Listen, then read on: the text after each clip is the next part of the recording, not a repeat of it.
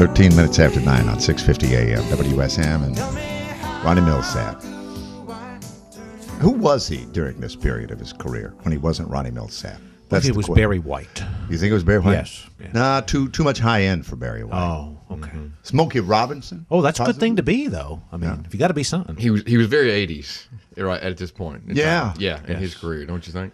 Well, the joyous Fender Rhodes electric piano kind of gives that away. That's a very time-specific instrument. Yes, was that alongside, because there just wasn't enough piano, was that alongside the synthesizer? Yes. Mm-hmm. Yes. Or a part of? I think it was its own incarnation. Okay. Yes. Yeah. All right. Yeah. Will and Langdon Reeder here. They are Wilson Fairchild. And you were not that at all when last we saw you, but you had the secret. We weren't. We had to change the name. You have your real names. Then you were Grand Staff, but you tell this very funny story about all the mispronouncers that came your way as a result. Right. Yeah, exactly. We got Grand Stuff. We did. We got Grandstand. We got the Grand Staffers. We got Grind Staff. Grand Funk Railroad. The worst was Grand Staff Infection. So at that point, we said we got to change. Wait a minute. Was Larry Gatlin introducing you on that particular night?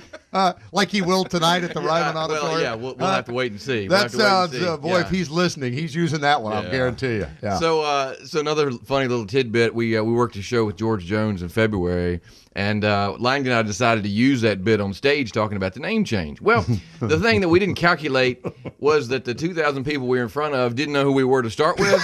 So they really didn't care about the name change. So we had a lady come to buy a CD, and she's like, this CD, is this his name y'all don't like? Is this the one y'all were trying to get away from? It's like, yes, ma'am. Okay, all right, but it's the same music. Okay, all right, very good. Oh, me. So you are now officially Wilson Fairchild. And the name?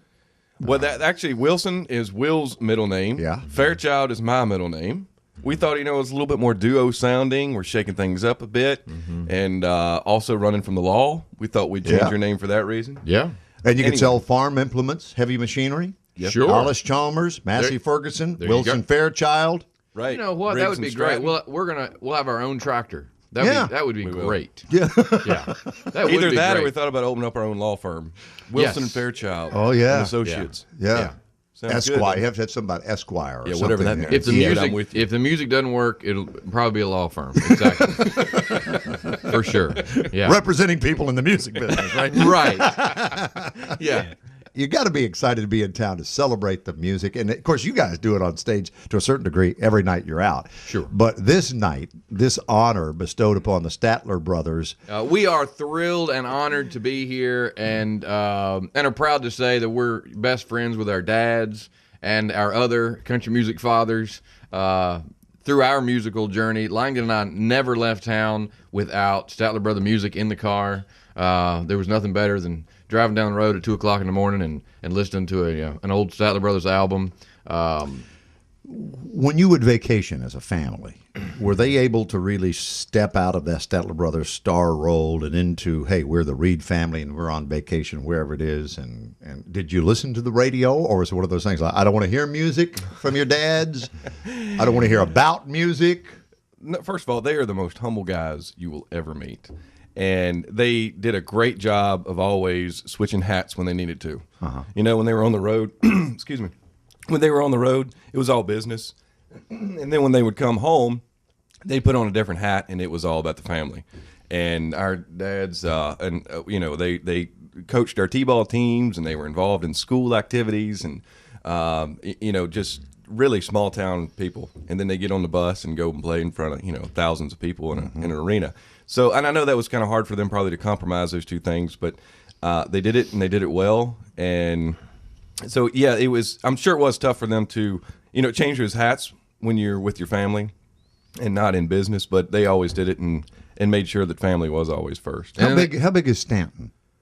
30,000 people. About 30,000? Yeah. So where do they hang out, like in the mornings now that they're retired? What do? They go someplace and drink coffee? I'm guessing. Eat honey buns? At the kitchen table. I'm guessing they're in some sort of comfortable clothes right now in front of their computer listening to this interview. No kidding. They are. Yes. years ago people used to gather around the radio.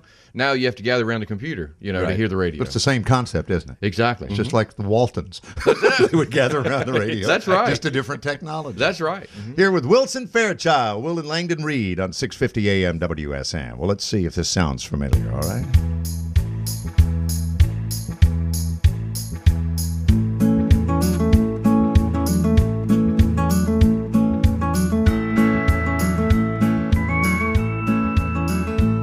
Been called America's poets who started out